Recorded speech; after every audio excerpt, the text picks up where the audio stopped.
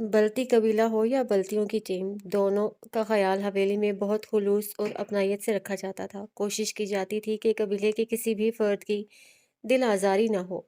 उनकी ज़रूरतों की पूरी पूरी को तसल्ली की जाती थी। उनके कामों के लिए कबीले के अनगिनत मुलाजिम तैनात किए गए थे, जो हर वक्त उनकी नाज़बरदारियाँ उठाते थे। नई मुल्ला की टीम बड़ी चुस्त थी, कड़ी मेहनत कर रही थी। उस दिन अस्तबल में जाने कैसे नईम ने अपनी टीम को ब्रेक दिया था। वो मैदान की बजाय पहली बार अस्तबल के अंदर देखे गए थे। वो बड़ी ही मोहब्बत और सताइश से खुबारियों की घोड़ों की नई खेप देख रहे थे। यूसुफ खान ने इस दफ़ा अस्तबल में 8 नए घोड़ों का इजाफा किया था। अस्तबल के अंदर घोड़े अपनी अपनी कोठरियों में हुनहुना रहे थे। मुलाजिम हर कोठरी के साथ चौकन्ना खड़े थे, जैसे नुमाइश के दौरान फनकार अपने नमूने के साथ खड़े होते हैं। बल्ती टीम के 7 लोग, जिनमें सरदार का बेटा रमीज भी शामिल था, वो घोड़ों की फुर्ती और चिकनाहट देखकर दाद दे रहा था। इसी असना कलीमुल्ला बलौरी पर बैठे अस्तबल के अंदर आए। जैसे ही बलौरी दरवाजे पर नमूदार हुई, खिलाड़ी चौखट में साए उभरने पर वो उन्हीं कदमों से पलटे। कलीमुल्ला मुस्कुराता हुआ बलौरी को अंदर लाया, फिर जिस्त लगाकर उतर गया। उसके हाथ में पोलो स्टिक थी। अस्सलाम वालेकुम भाईजान, कैसे हैं? रमीज खुशगवार मुस्कुराहट चेहरे पर सजाया उनकी तरफ बढ़ा। अच्छा हूँ मैं, तुम लोग सुनाओ, प्रैक्टिस कैसी चल रही है? उन्होंने बगलगीर होने के बाद दरियाफ्त किया। मत पूछे, कप्तान साहब सांस नहीं लेने दे रहे। वो थकान से मुस्कुराए। कोई बात नहीं, तुम लोग अपने कप्तान की मजबूरी समझो। तुम्हारे लिए महज एक मैच है, जबकि मेरे और मेरे भाईजान के लिए वो सरदारी की शर्त है। उन्होंने मजाक में ये बात कही, मगर नई मुल्ला का मुंह बन गया। वो तेवरियों पर बल डाले आगे आया। और बिलाशुबा ये शर्त मैं जीतूंगा, उसने कलीम की आंखों में देखते हुए बावर कराया। कलीम उसके तासुरात देख के ठिठक गया। रमीज ब्लोरी की शान को आंखों में खेरा कर रहा था। इंशाअल्लाह, कलीम ने सर झटक कर नरमी से कहा। भाईजान, ये ब्लोरी है ना? रमीज ने पूछा। जो लगाम थामे खड़े थे, ब्लोरी की गर्दन को सहलाते हुए बोले, हाँ, ये मेरी जान है। कमाल की घोड़ी है, इसका तो कद छत से मिल रहा है। क्या आप इस पर पोलो खेलेंगे? वो ब्लोरी की काठी की तरफ बढ़ते हुए पूछने लगे। हाँ, इंशाल्लाह। फिर तो नहीं भाईजान, हम हार जाएंगे। इस घोड़ी के रोब से घोड़े बिफर सकते हैं। वो रकाब में पैर डालकर ब्लोरी पर बैठ गया और कलीम से लगाम खींच ली। ब्लोरी ने 2 कदम आगे लिए, फिर बेचैनी से 2 कदम पीछे हुई। उसे दूसरा लम्स बुरा लगा था। हम नहीं हार सकते रमीस, भूल जाओ कि कोई इस लायक होगा कि हमें हरा सके। नईम ने नाक से मक्खी उड़ाई। कलीम ब्लोरी के पैरों में उठने वाले इज़्तिराब को देख रहे थे। वो ठीक नहीं थी। क्या शानदार सवारी है! ऐसा लग रहा है जैसे मैं बुराक में बैठा हूँ, किसी दियोमालाई शहजादे की तरह। वो अपने तखय्युल में खोने लगा। रमीज़, इसी घोड़ी चढ़ जाइएगा अपनी शादी पे। उसके साथी खिलाड़ी ने आंख दबाई। सब हंस पड़े। वो भी मुस्कुराया। ब्लोरी की हल्की सी हुंकार सुनाई दी। कलीम को गड़बड़ महसूस हुई। चढ़ तो जाऊं, मगर कलीमुल्लाह इजाजत नहीं देगा। उसने नरूठे अंदाज में चोट की। रमीज, उतर जाओ दोस्त, घोड़ी नाराज हो रही है। कलीम ने मुफाहिमत से कहा। घोड़ी नाराज हो सकता है। अ, घोड़ी नाराज हो सकता है। अगर ऐसा है फिर तो ये सुन भी सकती होगी। रुको 1 मिनट। रमीज शरारत से कहता सीने के बल झुका और बलोरी के कान के पास चेहरा करीब कर लिया। सुनो मेरी काली घोड़ी घोड़ी, क्या तुम मुझे अपने ऊपर बिठाकर मेरे साथ बारात में जाओगी? घोड़ी हुनहुनाई। सुन लिया इसने, देखो इसने हाँ कर दी है। वो खुशी से मचल गया। रमीज, उतरो, घोड़ी बुरा मान रही है। कलीम ने एक बार फिर कहा। कप्तान साहब, तुमने सुना, घोड़ी राजी है। मैं इसी पे बारात लेकर जाऊंगा। कलीम भाई, अब तो आपको इसे मुझे देना पड़ेगा। अब ये मेरी बारात लेकर जाएगी। वो बलोरी को सहला रहा था। यकदम बलोरी ने 2 कदम पीछे लिए और घूमी। वो अपना सर उठा रही थी। कलीम को लगा जैसे वो सरपट भागने वाली है। यकदम वो आगे गए, रमीज को हाथ और गर्दन से पकड़कर नीचे किया और झटका देकर खींचा। बेध्यानी में उनका दूसरा हाथ बाजू की बजाय कॉलर पे पड़ गया। इस खौफ से रमीज गिरे नहीं। कलीम ने बड़ी मजबूती से उसे कॉलर से पकड़ा। इस बेइज्जती पर पूरा पूरा अस्तबल मुंह खोले कलीम को देखने लगा। उसने रमीज को नीचे लाकर जमीन पर छोड़ दिया। वो गिरते गिरते बचा। कलीम उसे छोड़कर तेजी से बलौरी की तरफ बढ़े और उसका सर सहलाने लगे। शनासा लम्स पाकर ब्लोरी की बेताबी में कमी आई। रमीज हक्का बक्का अपने कॉलर को देख रहा था। उसके साथी खिलाड़ी उसे देख रहे थे। नईमुल्ला कलीम को देख रहा था, जो इस बात से बेखबर था कि उसने बल्ती मेहमान को खींचकर घोड़े से उतारा है। وہ بلوری کی گردن کو سہلانے میں مصروف تھا۔ رمیز نے قمیض کو جھٹکا دیا، کالر ٹھیک کیا۔ وہ بہت غصے میں لگ رہا تھا۔ یہ کیا کیا تم نے کلیم؟ نعیم برہمی سے آگے آیا۔ کیا ہوا بھائی جان؟ وہ لا علمی سے پلٹے تھے۔ تم نے رمیز کو کالر سے کھینچا ہے۔ ان کے دل پہ گھونسا پڑا۔ تیزی سے گردن موڑ کر رمیز کو دیکھا جو اپنا اشتعال قابو کر رہا تھا۔ رمیز مجھے معاف کر دو، میں نے جان بوجھ کے ایسا نہیں کیا۔ بلوری کسی دوسرے کو خود پہ نہیں بٹھاتی، بفر جاتی ہے، سرپٹ دوڑنے لگتی ہے، تمہیں چوٹ نہ لگ جائے اس لیے مجھے تمہیں کھینچنا پڑا۔ انہوں نے وضاحت دی۔ یہ بات چند تلخ جملوں سے شروع ہوئی تھی اور معافی کے 2 بول کے بعد ختم ہو گئی۔ اس کے 2 دن بعد شندور تھا۔ شندور چونکہ 3 روزہ ہوتا ہے اس لیے دونوں ٹیموں کا مقابلہ آخری دن تھا۔ آخری دن کچھ ایسا ناخوشگوار واقعہ پیش آئے گا کسی نے سوچا بھی نہیں تھا۔ میچ کے تیسرے راؤنڈ میں کلیم کی گھوڑی بلوری بفر گئی۔ وہ ایسی بفری کہ سامنے آنے والوں پہ چڑھنے لگی۔ اس کا پہلا شکار رمیز تھا۔ اس نے رمیز کے گھوڑے پہ یلغار کی تو رمیز بری طرح بوکھلا کر گھوڑے سے گر گیا اور اس کی گردن پر رسی پھر گئی۔ یہ رسی بلوری سے بندھی ہوئی تھی۔ بلوری چونکہ بفری ہوئی تھی تو سرپٹ دوڑنے لگی۔ رمیز کو پورے میدان میں خود کو پیچھے کھینچتے ہوئے بلوری نے اس کی جان لے لی۔ اس کے بعد بلتیوں اور چترالیوں میں ایک سرد جنگ کا آغاز ہو گیا۔ بلتیوں کو لگا کہ یہ سب کلیم نے جان بوجھ کر کیا ہے کیونکہ اس کا اور رمیز کا کچھ دن پہلے جھگڑا ہوا تھا۔ انہوں نے فوراً اسے دشمنی کی شکل دے دی تھی۔ چونکہ دونوں سردار تھے اس لیے طاقت میں ایک دوسرے سے خائف نہیں ہو رہے تھے۔ بلتی سردار نے پیغام بھجوایا کہ اس کو اپنے بچے کا قصاص چاہیے۔ قصاص یعنی کلیم کا قتل، کیونکہ اس نے رمیز کو مارا ہے۔ کلیم نے اپنے گھر والوں کو سمجھایا کہ ایسا نہیں ہے۔ سرور خان نے بلتیوں کے پاس قاصد بھیجے یہ پیغام لے کر کہ وہ مذاکرات سے یہ معاملہ حل کرنا چاہتے ہیں کیونکہ ان کے بیٹے نے صحت جرم قبول کرنے سے انکار کر دیا تھا۔ اپنے بابت قتل کے بدلے قتل کا سن کے کلیم کے ہوش اڑ گئے تھے، مگر جب بلتیوں نے یلغار کر کے پیغام پہنچایا تو وہ اپنی جگہ سے ہل نہیں سکے۔ اس گھناؤنے الزام کے بعد بے رحم سزا سن کر ان کو سب کو ہاتھوں سے نکلتا ہوا محسوس ہوا تھا۔ ہو نہ ہو یہ بلتی غلط فہمی میں آ کر اسے سزا دے ڈالیں گے۔ وہ ڈرتا نہیں تھا، مگر اس کے قتل کے بعد بھی تو یہ دشمنی نہیں تھمنے والی تھی۔ صدیوں کے تعلقات ختم ہونے والے تھے، اس لیے انہوں نے احتشام الدین کو حویلی بلایا۔ وہ قانونی آدمی تھا، وہی سب کا سدباب کر سکتا تھا۔ اس زمانے میں موبائل فون عام نہیں ہوئے تھے۔ لوگ رابطوں کے لیے ایک دوسرے کو چٹھی لکھتے تھے جس کے پہنچنے اور آپ کو اس کا جواب ملنے میں پورے 15 دن لگتے تھے۔ ان کے پاس اتنا وقت نہیں تھا۔ انہوں نے ملازم کو گاڑی دی، وہ اگلے روز احتشام کو لیتا ہوا آیا تھا۔ یہ سب کیا کہہ رہے ہو تم؟ وہ غش کھا رہا تھا۔ بے یقینی ہی بے یقینی تھی۔ مجھے کچھ سمجھ نہیں آ رہا کہ کیا ہو رہا ہے، مگر میں سچ کہہ رہا ہوں۔ جذبات سے اس کا ہاتھ پکڑ لیا۔ میں نے ایسا کچھ نہیں کیا۔ جس چیز کو جواز بنا کر یہ لوگ مجھ پر قتل کا الزام لگا رہے ہیں وہ چھوٹی سی تلخ کلامی تھی، اس میں بھی زیادہ میری طرف سے ہوئی تھی۔ بدلہ اسے لینا چاہیے تھا، میں زیادتی پہ دوسری زیادتی کیوں کروں گا؟ وہ بہت پریشان تھے۔ اچھا تم فکر مت کرو، میں پولیس سے ملتا ہوں، قانونی کارروائیاں دیکھ لیتا ہوں۔ پلیز احتشام، مجھے ان سب سے بچا لو، میری طرف کوئی بھی نہیں ہے، کوئی بھی نہیں، میں کسی کو صفائی نہیں دے پا رہا ہوں۔ وہ ایک اذیت سے کہہ رہے تھے۔ بے فکر رہو، میں تمہیں اس سب میں نہیں رہنے دوں گا، میں سارا معاملہ خود دیکھ لوں گا۔ انہوں نے پولیس کی کارروائی میں ان کی بھرپور مدد شروع کر دی۔ وہ وکیل تھے، انہوں نے نہ صرف اسپیشل ٹیم بلا کر جائے وقوعہ کا جائزہ لیا تھا بلکہ انہوں نے بلوری کے ٹیسٹ بھی کرائے تھے۔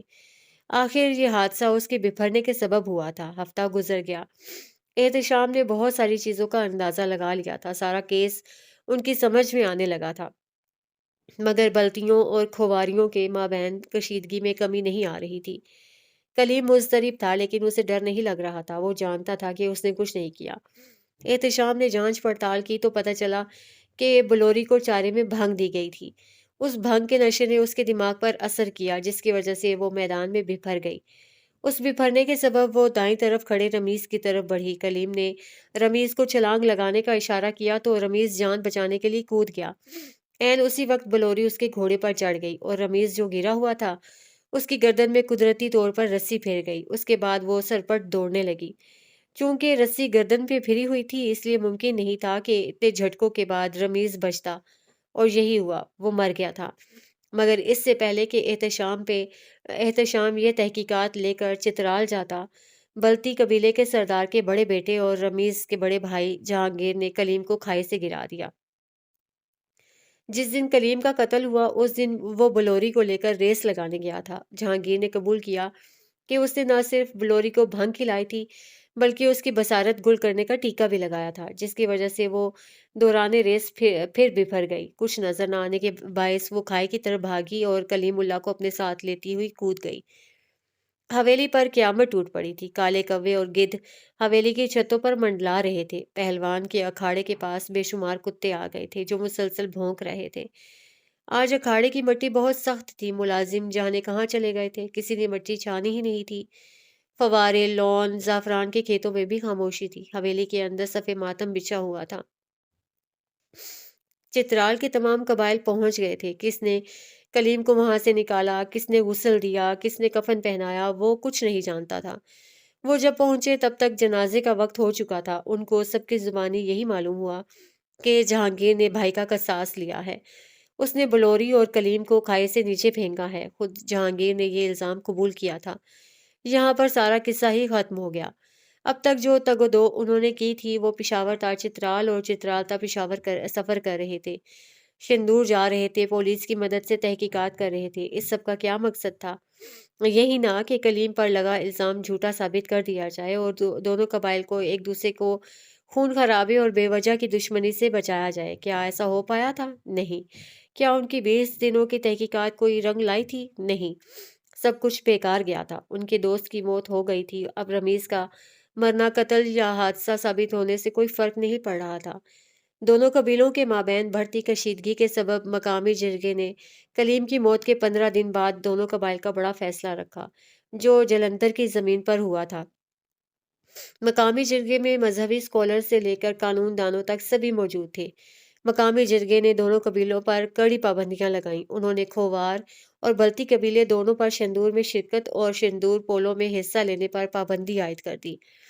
انہوں نے بلتیوں کا چترال اور چترالیوں کا بلتیوں کی حدود میں داخل ہونا ممنوع قرار دیا۔ انہوں نے دونوں قبیلوں کے برسوں کے تعلقات کو ختم کر دیا۔ دونوں کسی بھی تقریب، خواہ وہ خوشی کی ہو یا غمی میں شرکت نہیں کر سکتے تھے۔ چونکہ ان کی وجہ سے چوگان شندور میلہ متاثر ہوا تھا، اس لیے ان پر کڑی حد نافذ کی گئی تھی کہ وہ شندور کے معاملات سے دور رہیں گے۔ پہلے پہل سرور خان پولو کے کھلاڑیوں کا جائزہ لیتا تھا، کون ٹیم میں رہے گا اور کون نہیں۔ اس کا فیصلہ ان کی رائے اور ان کی صلاح سے ہوتا تھا۔ ان سے یہ حق چھین لیا گیا۔ پولو کی تمام ذمہ داری مقامی کمیٹی پر ڈال دی گئی تھی۔ بلتیوں سے بھی یہی حق چھینا گیا۔ چونکہ قتل دونوں طرف ہوئے تھے اس لیے دونوں ہی اس وقت مجرم تھے، کوئی معصوم نہیں تھا، اس لیے جتنی بھی سزائیں عائد ہوئیں برابر نافذ ہوئیں۔ سرور خان کو کسی بھی سزا نے اتنا نقصان نہیں پہنچایا تھا جتنا شندور سے جدائی نے پہنچایا تھا۔ تاعمر وہ شندور سے دور ہو گئے تھے۔ ان کے قبیلے کا کوئی فرد پولو نہیں کھیل سکتا تھا۔ وہ ان کا بطور سردار استحصال نہیں ہوا تھا، مگر سرداری کی بہت سارے اختیارات چھین لیے گئے تھے۔ جہانگیر کو صلح کے قاصد کا پیغام نہ ماننے اور ان کی بے عزتی کے جرم میں 20 لاکھ روپے، جو اس وقت بہت زیادہ تھے، جرمانہ ہوا۔ یہ جرمانہ شندور کے نقصان کا ہرجانہ تھا جو انہوں نے خوشی خوشی بھرا۔ اس کے بعد احتشام بالکل بکھر گیا تھا۔ وہ ساری گتھیاں سلجھا چکے تھے۔ وہ یقیناً ثبوت اور گواہ لے کر سرور خان کے پاس 1-2 دن میں آنے والے تھے، مگر انہی دنوں کلیم کو مار دیا گیا۔ کلیم کی موت کی خبر سن کے انہوں نے اس کیس پر لعنت بھیجی تھی۔ کیا حاصل ہوا تھا اتنی تحقیقات کر کے؟ کیا ملا تھا اتنا سب کچھ کرید کر؟ کلیم کی موت نے سب پر پانی پھیر دیا تھا۔ وہ اتنی محنت اور کارروائی کے باوجود اگر اپنے دوست کی جان نہیں بچا پایا تھا تو لعنت تھی ایسی تحقیق پر۔ اس کو سکون نہیں تھا۔ وہ بلتیوں کو بتانا چاہتا تھا کہ انہوں نے کتنا بڑا قدم اٹھایا ہے، انہوں نے چترال کا کتنا بڑا نقصان کیا ہے۔ اس لیے وہ پولیس رپورٹس، گواہ اور ثبوت لے کر گلگت پہنچا اور بلتیوں کی حویلی میں سردار، اس کے بیٹوں اور بیٹیوں کے شوہروں کو بلا کر سارا معاملہ سامنے رکھا۔ جب ساری سچائی سامنے آئی تو ان کی طرف سے کوئی رد عمل نہیں آیا۔ احتشام کو رد عمل نہیں چاہیے تھا، وہ تو ان کو ان کی غلطی کا احساس دلانے گیا تھا، ان کو بتانے گیا تھا کہ انہوں نے ایک بے گناہ کو مار کر کتنے گھر اجاڑے ہیں۔ اس کی بیوی بیوہ ہو گئی، 7 سال کی بچی یتیم ہو گئی، اس کے پاس کچھ نہیں بچا تھا، کچھ بھی نہیں۔ بارش بدستور برس رہی تھی، کھڑکی پر بھاپ کی طرح دھندلاہٹ پھیلی ہوئی تھی، بارش کے قطرے دھیرے دھیرے پھسل رہے تھے۔ وہ اپنی کرسی پر براجمان تھے جبکہ گل صوفے پر آگے ہو کر بیٹھی تھی۔ اس کی نظریں نیچے فرش کو دیکھ رہی تھیں، پلکیں اپنی جگہ جمی ہوئی تھیں۔ اس کے بعد میں پشاور آ گیا۔ میں تمہارے دادا کے پاس نہیں گیا، ان کو بتانے کا کوئی فائدہ نہیں تھا۔ اب جرگے کا فیصلہ آ چکا تھا اور کلیم بھی چلا گیا تھا۔ وہ بلتیوں سے مزید دشمنی بڑھا کر اپنا اور نقصان نہیں کر سکتے تھے، اس لیے میں نے اس قصے کو طول نہیں دیا۔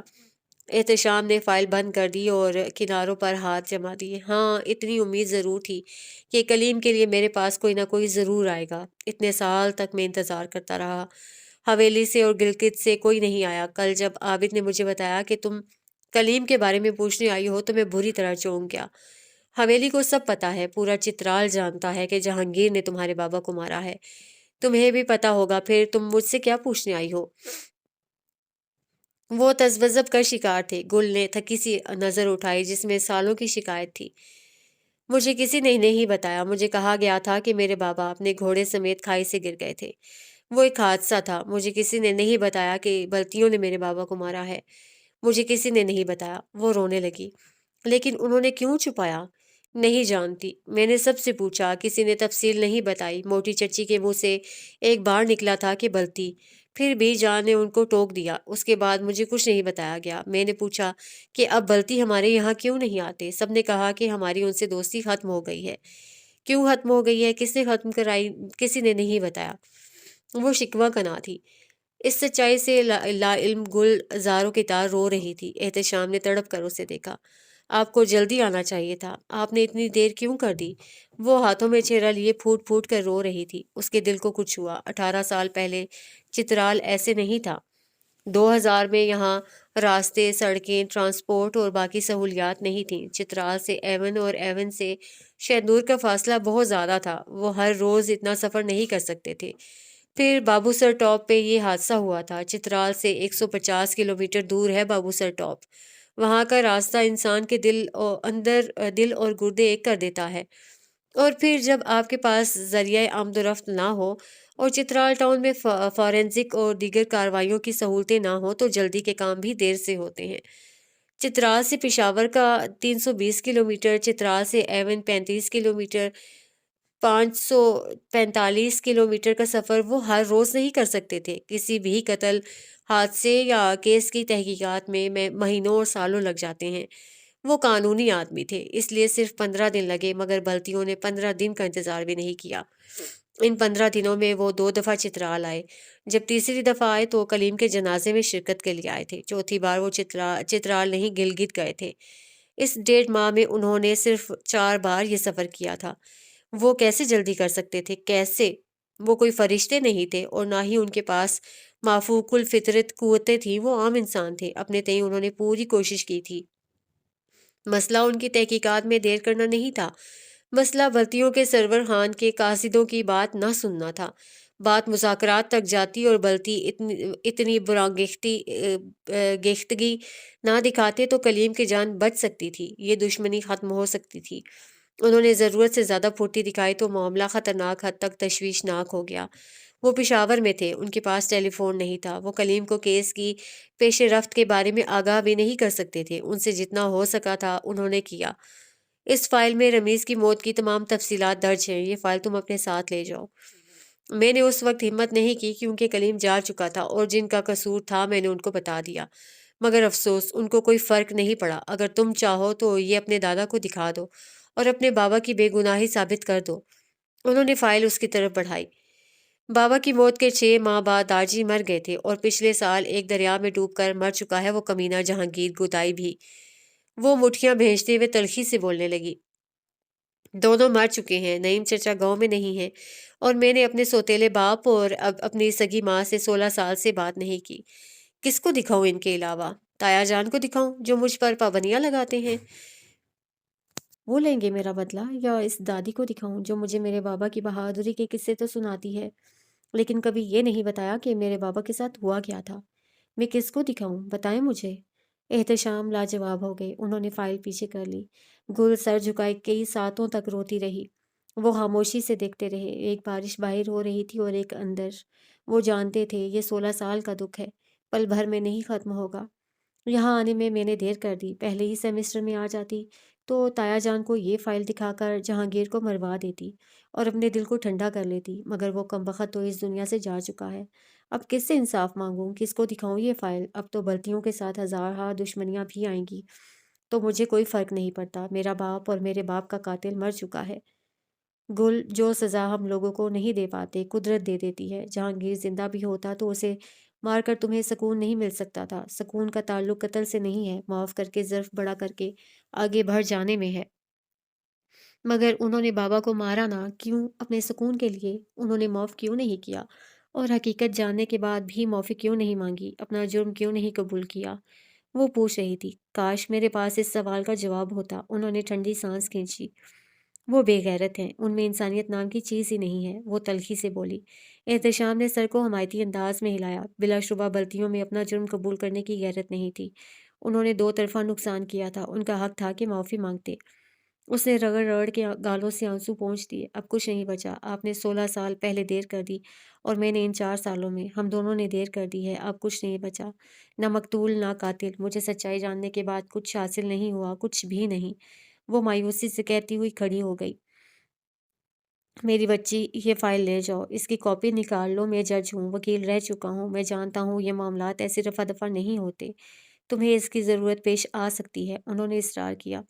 नहीं सर, अब इसकी ज़रूरत नहीं है। होगी, कम से कम इसमें वो सबूत हैं जिनके सहारे तुम गलतियों से जवाब माँग सकती हो। उन्होंने मायने ख़ेज़ लहजे में कहा।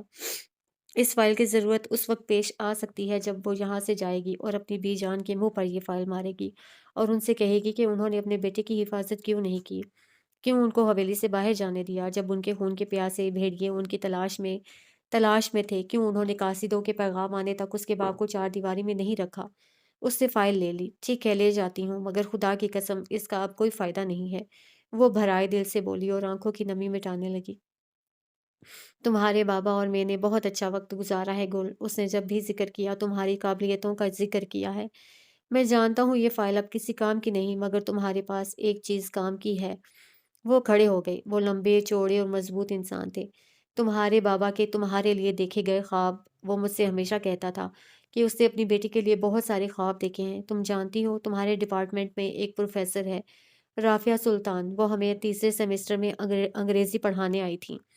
कलीम उससे बेहद मुतासिर हुआ था। उसने तुम्हारे लिए फ़ैसला किया था कि तुम्हें अंग्रेज़ी पढ़ाएगा और तुम भी उन्हीं की तरह पटर-पटर अंग्रेज़ी बोलोगी। उन्होंने मुस्कुरा के उसे देखा। मैं तुमसे यही कहूँगा कि अल्लाह ने तुम्हें मेरे पास लाने में देर इसलिए की ताकि तुम इस झमेले में मत पड़ो और अपने बाबा की ख़्वाहिशात पर फ़ोकस करो। फ़र्ज़ करो तुम पहले आ जातीं, तुम जहांगीर को मरवा देतीं, तो तुम में और जहांगीर में क्या फ़र्क रह जाता? उसका हासिल क्या आता? कुछ भी नहीं। वो 60 साल का हो चुका था। यही इंसान की उम्र है। उसके बाद मौत का सफ़र है। एक बूढ़े आदमी को मारकर तुम्हें क्या मिलता? कुछ भी नहीं। इसलिए अच्छा हुआ तुम्हें अल्लाह ने दूर रखा। अब तुम बस अपने बाबा के ख्वाबों पर ध्यान दो।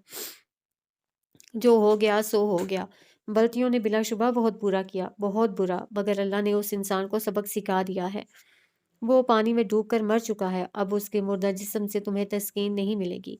इसलिए अपनी राह लगो गुल, अपने बाबा के लिए जियो, उनके ख्वाबों को पूरा करो, वह जैसा तुम्हें देखना चाहते हैं वैसा बनो। उन्होंने इंतहाई मोहब्बत और शफ़क़त से समझाया। गुल के पास बचा ही क्या था? वो अनजान होकर कुछ न कर पाई थी, तो जान कर क्या कर लेगी? उसके पास दूसरा इंतख़ाब नहीं था, इसलिए वो फीकी-सी मुस्कुराई और तायदी अंदाज़ में सर को ख़म दिया। उन्होंने दराज से एक कार्ड निकाला और उस पर कुछ हिंसे लिखे। "ये मेरा ज़ाती नंबर है, इसे रख लो। ज़िंदगी में किसी भी मकाम पर मेरी ज़रूरत पड़े, तो बिला झिझक मुझे फ़ोन कर देना। तुम्हारा ये दूसरा बाप तुम्हारे लिए हाज़िर हो जाएगा।" उन्होंने शफ़क़त से उसके सर पर हाथ रखा। उसने मतोरम आँखों से सर हिलाया। "नहीं, मैं इधर ही होती हूँ। जानती हो, मैंने हर इंसान का सोचा था कि वो आएगा, कलीम के बारे में मुझसे मिलने। मैंने कभी तुम्हारा नहीं सोचा था।" उन्होंने ठंडी साँस खींची। उसे कार्ड मुट्ठी में दबाया। "और मैंने कभी नहीं सोचा था कि मेरी माँ की बजाय आप मुझे सच्चाई बताएँगे," वो तल्ख़ी से बोली। एहतशाम हल्का-सा मुस्कुराया। वो माँ-बेटी के मामलात में क्या मुदाख़लत कर सकता था? अगर उसकी माँ ने नहीं बताया था, तो उनका मकसद भी उसे इन झमेलों से दूर रखना होगा। उसको अपने बाबा के ख्वाबों के ताबे करना होगा, और क्या। वो एहतशाम साहब के गार्ड और ड्राइवर के साथ वापस अपने हॉस्टल रवाना हो गई। आज दिल से बोझ उतरा उतरा नहीं था, मज़ीद बढ़ गया था। وہ اپنی کلاس کی راہداری میں پینڈولم کی طرح دائیں بائیں ٹہل رہا تھا، مگر یہ ٹہلنا اتنا تیزی سے تھا کہ علمان الحفیظ ذیشان کرسی کے ہینڈل پر بیٹھ کر اس کی اڑتی ہوائیاں دیکھ رہا تھا۔ 2 گھنٹے میں فائنل اسائنمنٹ جمع کروانی تھی اور گلے لالا صاحبہ نے اب تک اس کو اسائنمنٹ دکھائی نہیں تھی۔ 165، 166، 167۔ ذیشان اس کے چکر گن رہا تھا۔ چپ کرو، میرا دماغ کھول رہا ہے، میں پاگل ہو جاؤں گا۔ 2 گھنٹے، صرف 2 گھنٹے رہ گئے ہیں، وہ فرعون مجھے دنیا سے رخصت کرے گا۔ کچھ کرو ذیشان، کچھ کرو۔ وہ بے حد بے چین تھا۔ میری اسائنمنٹ کی کاپی نکال لو، کیا پتہ چلے گا اس لگڑو کو۔ اس نے ہاتھ میں پکڑی فائل اس کی طرف دوستانہ انداز میں بڑھائی۔ تمہاری اسائنمنٹ؟ اس نے طنز سے ذیشان کو دیکھا۔ اس سے بہتر ہے میں لگڑو سے معذرت کر لوں۔ ذیشان کا منہ بن گیا۔ بھلائی کا زمانہ ہی نہیں ہے۔ وہ چلتے چلتے دروازے تک گیا اور سر نکال کر باہر دیکھا۔ وہاں فوٹو کاپیر کے پاس ایک لڑکا کھڑا تھا۔ وہ فوٹو کاپیر کے پاس آنے والے ہر بچے کو غور سے دیکھ رہا تھا۔ اس نے ہاتھ سے اشارہ کیا تو اس نے بتایا کہ وہ ابھی تک نہیں آئی۔ اس نے ہتھیلی پر مکہ مارا۔ شٹ، نہیں آئی نا، مجھے پتا تھا اسے کہیں اور پرنٹ نکال لیا ہوگا، دیکھ لینا۔ ذیشان نے باور کرایا۔ جی نہیں، اس کا ریکارڈ ہے، وہ یہیں سے پرنٹ نکالتی ہے۔ اس نے آج تک یونیورسٹی کے دوسرے فوٹو کاپیر کی خدمات نہیں لیں۔ اس نے ذیشان کی بات کی تردید کرتے ہوئے وسوب سے کہا۔ ٹھیک ہے، پھر انتظار کرو، اس کی کلاس آدھے گھنٹے میں شروع ہو جائے گی۔ وہ اگر اب تک نہیں آئی تو یقیناً پرنٹ نکلوا چکی ہے، تم مانو یا نہ مانو۔ ذیشان نے لاپرواہی سے شانے اچکائے۔ وہ بہت تیز لڑکی ہے ذیشان، وہ ہمیشہ 10 منٹ پہلے پرنٹ نکالتی ہے اپنی اسائنمنٹ کا، تاکہ کسی بھی بچے کو اس کی کاپی کرنے کا وقت نہ ملے۔ کیا گارنٹی ہے کہ اس آخری لمحے میں وہ تمہیں اپنی اسائنمنٹ دکھا دے گی؟ ذیشان نے چوٹ کی۔ میں اب کی بار مانگوں گا تھوڑی ہی، اس نے ناک سے مکھی اڑائی۔ پھر ذیشان نے سانس روکے پوچھا۔ میں اس بار وہ رکا اور اس کی طرف رازدارانہ انداز میں جھکا۔ میں چراؤں گا۔ کیا؟ وہ کرنٹ کھا کر کھڑا ہوا۔ کیسے؟ تم دیکھتے جاؤ بس، اس نے شاطرانہ انداز میں سر کو جھٹکا دیا۔ اسی لمحے وہ سیڑھیاں چڑھ کے اوپر آتی دکھائی دی۔ اس کے ساتھ امبر تھی۔ وہ گلابی شلوار قمیص پہنے، کندھوں پر چادر ڈالے، باہوں میں فائل پکڑے فوٹو کاپیر کی طرف جا رہی تھی۔ آ گئی ہے وہ، دیکھو، فوٹو کاپیر کی طرف جا رہی ہے، چلو میرے ساتھ۔ اس نے ذیشان کی کلائی پکڑی اور ان دونوں کے پیچھے پیچھے چلنے لگا۔ چونکہ لابی میں بے تحاشا طالب علم گزر رہے تھے، اس لیے ان دونوں کو پتہ ہی نہیں چلا کہ یہ دونوں ان کا تعاقب کر رہے ہیں۔ فوٹو کاپیر کے پاس رک کر گل نے فائل کا کاؤنٹر پر رکھی اور فوٹو کاپی کرنے والی باجی سے باتیں کرنے لگی۔ اس کے دائیں بائیں اور بھی بچے پرنٹ اور فوٹو کاپیاں نکال رہے تھے۔ ہجوم کی وجہ سے امبر شاپ سے سائڈ پہ کھڑی ہو گئی۔ یہ دونوں شاپ کے پاس نہیں گئے۔ انہوں نے اس لڑکے کو جو وہاں کھڑا تھا اس سے کہہ کر امبر کو اپنی طرف بلایا۔ امبر ایک نظر گل کو دیکھتی ان دونوں کی طرف چلی آئی۔ اسد نے ذیشان سے فائل چھین لی۔ تم نے چپ رہنا ہے، اب دیکھنا میں کیا کرتا ہوں۔ اس نے امبر کے قریب آتے ہی ذیشان کو بڑبڑاتے ہوئے تنبیہ کی۔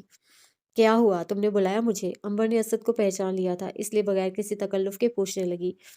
میں نے اس لیے بلایا ہے کہ بہت جال آ گیا ہے۔ کیوں آیا ہے، کون لایا ہے، میں نہیں جانتا، مگر اب کچھ برا ہونے والا ہے، وہ ہراساں انداز میں بولا۔ امبر کے ماتھے پر بل پڑے۔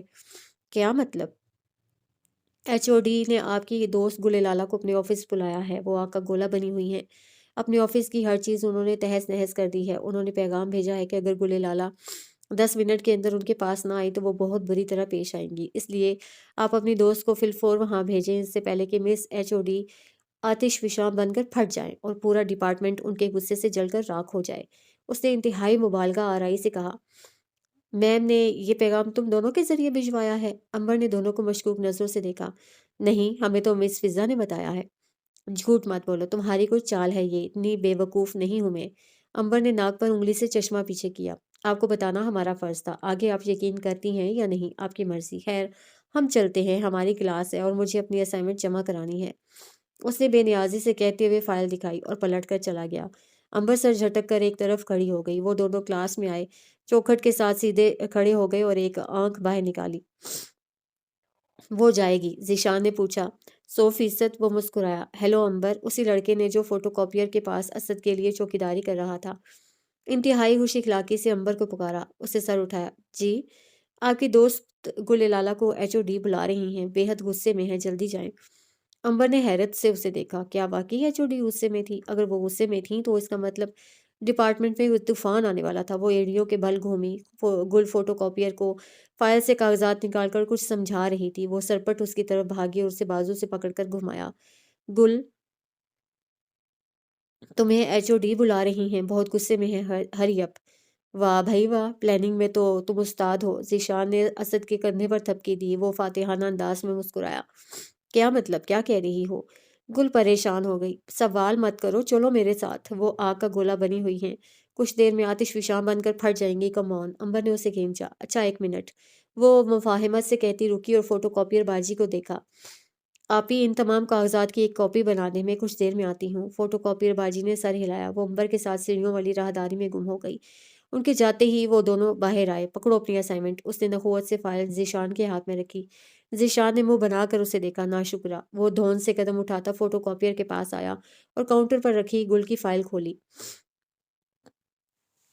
वो बैग, चादर, किताबें संभालती, गिरती पड़ती, फिसलती, सीढ़ियां उतरती, तालिब इल्मों से टकराती, भारतीय फिल्मों में गुंडों के पीछे भागने वाले हीरो की तरह अटकती, डगमगाती, पूरे 5 मिनट में एचओडी के ऑफिस के सामने पहुंच गई थी।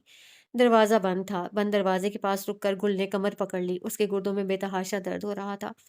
अंबर ने दोनों हाथों से धक्का देकर एचओडी का दरवाजा खोला और किसी छापे मार टीम की तरह दंदनाती हुई अंदर गई। किताब पढ़ती एसी रूम में पुरसुकून बैठी एचओडी डी ने दोनों को चौंक के देखा। मैम, आप प्लीज पुरसुकून हो जाएं। जो भी हुआ है हम सफाई देने को तैयार हैं। वो दोनों बुरी तरह हाँफ रही थी। कौन है आप लोग? ये तरीका है अंदर आने का? एचओडी ने तिल मिलाकर किताब बंद कर दी। मैम, आई एम सॉरी, हमसे गलती हो गई है। हमें ऐसा नहीं करना चाहिए था। हम बहुत बदतमीज और जाहिल लड़कियां हैं। आप हमें माफ कर दें और खुद को ठंडा कर लें। हम आपको पूरी सफाई देंगे। अंबर तेज तेज बोल रही थी। क्या कह रही हैं आप? हैं कौन आप? एचओडी बरहम हो गई। मैम, मैं अंबर अमीन और ये गुले लाला जिसे आपने बुलाया है। ये लड़की बहुत शरीफ है, ये गलत काम नहीं करती। आप प्लीज इसे माफ कर दें। वो क्या बोल रही थी? दोनों फरीकेन की समझ में नहीं आ रहा था। तुम क्या कह रही हो? प्लीज साफ साफ कहो। मैम के सफर का पैमाना लबरेज हुआ। मैम, अभी मुझे फाइनल सेमेस्टर के 2 लड़के मिले थे। उन्होंने बताया कि आपने गुले लाला को बुलाया है और आप इस पर बहुत गुस्सा हैं। प्लीज मैम, हमारा फाइनल सेमेस्टर है, हमारे साथ कुछ मत कीजिएगा। उसने हाथ जोड़ लिए और गिड़गिड़ाने लगी। मैंने तुम दोनों को नहीं बुलाया, मैं क्यों बुलाऊंगी? एचओडी ने आजिज़ी से कहा, आपने नहीं बुलाया? अंबर की मुस्कुराहट गायब हो गई। नहीं। वो निढाल अंदाज में पीछे हो गई और चारों तरफ कमरे में नजर डाली। कमरे में हर चीज तरतीब और अपनी जगह पर पड़ी हुई थी। कुछ तहस नहस नहीं हुआ था। मैम भी पुरसकून थी। इसका मतलब उन दोनों ने झूठ बोला था। उसने गुस्से से आंखें मीच ली। तुमसे किन 2 लड़कों ने कहा कि मैम ने बुलाया है? गुल ने पूछा। किसी ने भी नहीं गुल। वो फीका सा मुस्कुराई। सॉरी मैम, गलत फहमी हो गई थी। We are really very sorry. चलो। वो गुल का हाथ पकड़ के झेम के पीछे होने लगी। मुझे बताओ, तुम्हें किसने कहा कि मैम ने बुलाया है? गुल ने हाथ झटका और संजीदा हो गई। उसने खौफजदा सी नजर गुल की तरफ उठाई और वो घूर रही थी। उसे थूक निकला। उसने सीने से ठोडी लगा ली। वो वो सेक्शन सी के असद और जीशान ने। गुल ने पेशानी पर हाथ दे मारा। ओ अंबर, तुम इतनी बेवकूफ़ कैसे हो सकती हो? उन्होंने।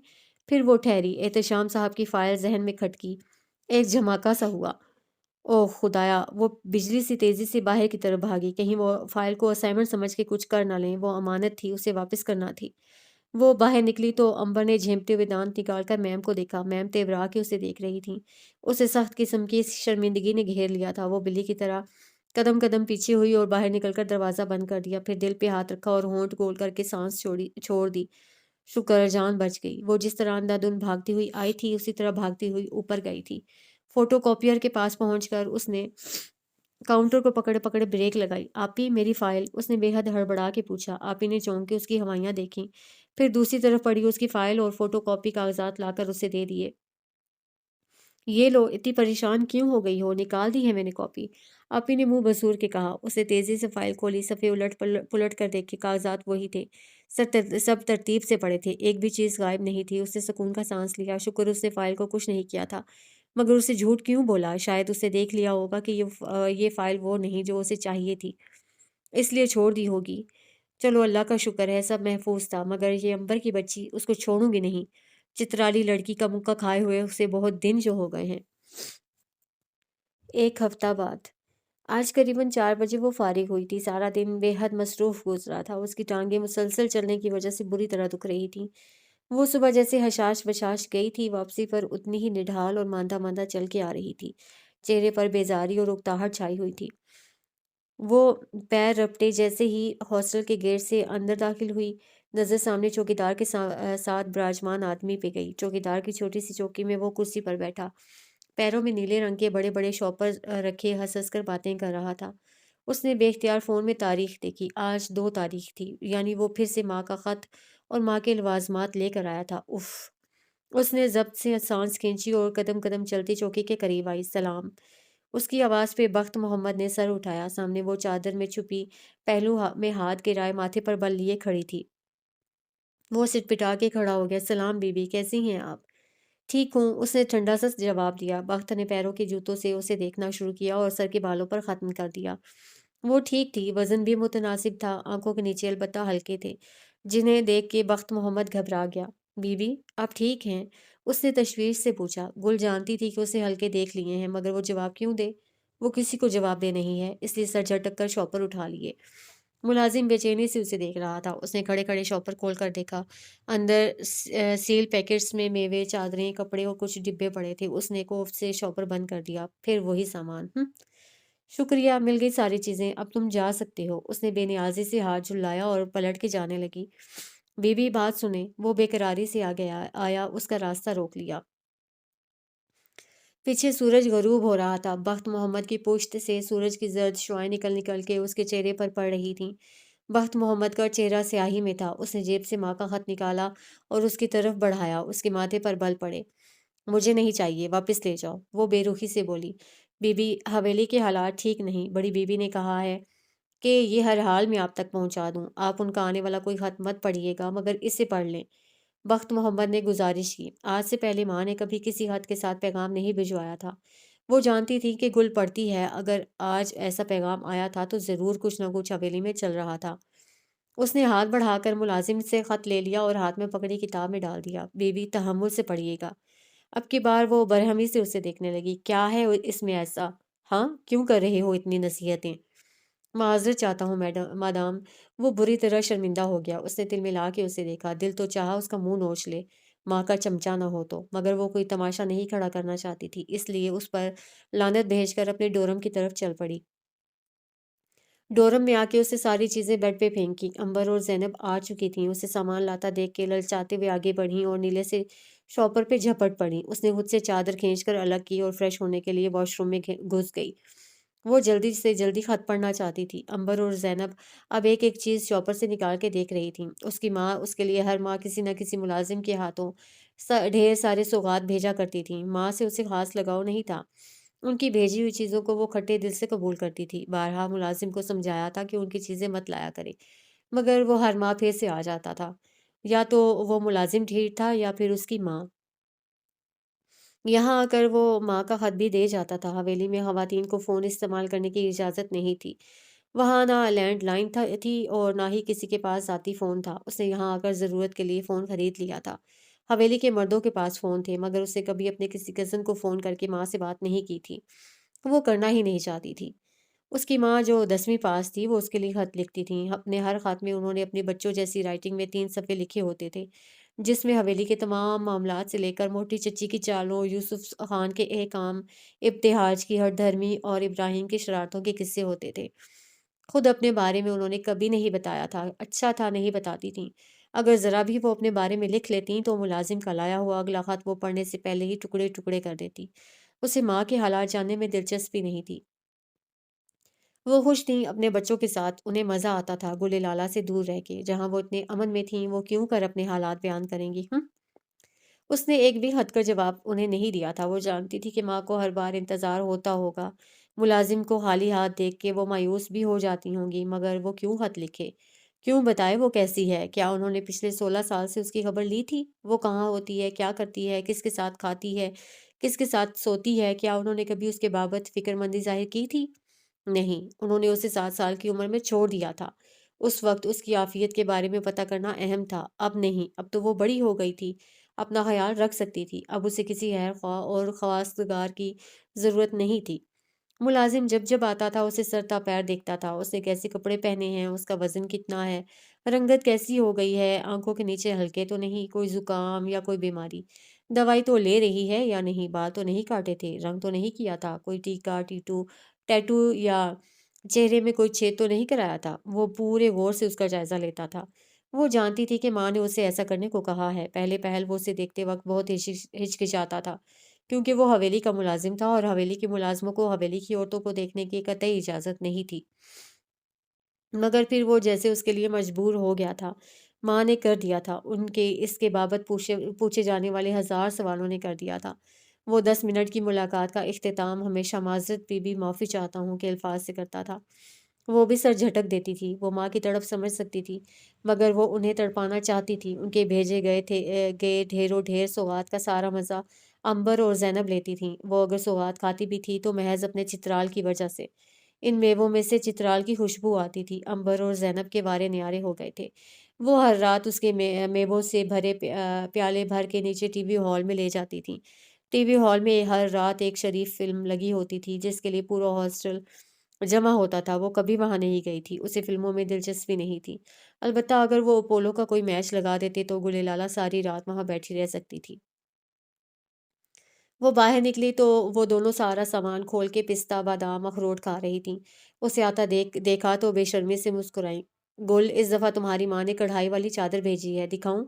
ज़ैनब बेताबी से चादर खोलकर लहराने लगी। वो सर झटक के बेड की तरफ बढ़ गई और झुक के किताब में रखा खत बाहर निकाला।